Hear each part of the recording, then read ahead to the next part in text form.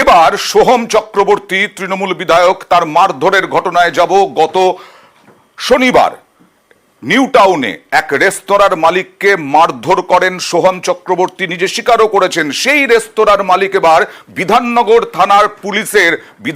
পুলিশের বিরুদ্ধে হাইকোর্টে গেলেন নিষ্ক্রিয়তার অভিযোগে।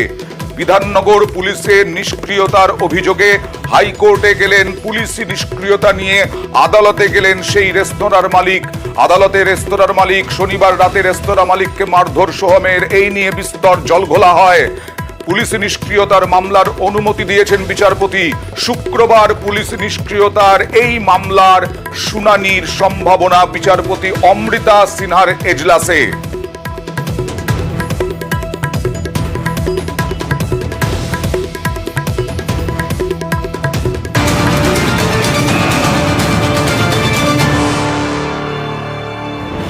আর এই মুহূর্তে খবর, মোদীকে সংবিধান তোপ রাহুল গান্ধীর।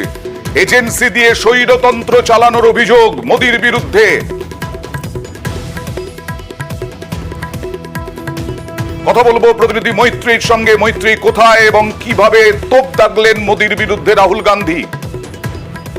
দেখো, রাহুল গান্ধী আজকে ওয়েনারে রয়েছেন কেরলে, এবং সেখানেই বক্তব্য রাখার সময় তিনি বলেন যে কেন্দ্রীয় এজেন্সিকে ব্যবহার করা হয়েছে এবং স্বৈরতন্ত্র চালিয়েছেন তারা, এবং নাম না করে বিজেপিকে বলেন। এবং সেখানেই তিনি উল্লেখ করেন যে সংবিধানকে যে স্পর্শ করা যাবে না, মানুষ তার জবাব দিয়ে দিয়েছে এবং সংবিধান হচ্ছে মানুষের কণ্ঠ, এবং সেই কণ্ঠে তারা কারোর বক্তব্য শুনবেন না, এবং সেই জবাব মানুষই দিয়ে দিয়েছে। কেন্দ্রীয় এজেন্সিকে নিয়ে যে স্বৈরতন্ত্র চালাচ্ছিল বিজেপি তথা নরেন্দ্র মোদী, সেই বিষয়ে কিন্তু আজকে ফের তোপ দাগেন রাহুল গান্ধী। ওকে মৈত্রী,